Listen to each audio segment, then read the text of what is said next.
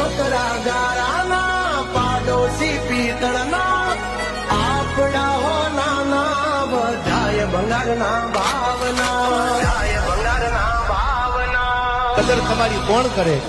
સોનાના પારખું ઝવેરી હોય, બાકી ભંગારિયાના વેપારીને ખબર ન હોય સોનાની કિંમત કેટલી છે, એની આગળ આશા ન રાખતા યાર. એ આમાં જોયું બાધાય કમરવો ને રાવણ પછી લાવી દેવું એનું રે નિવારણ યુદ્ધ એ જ કલ્યાણ બોલે મારો નારાયણ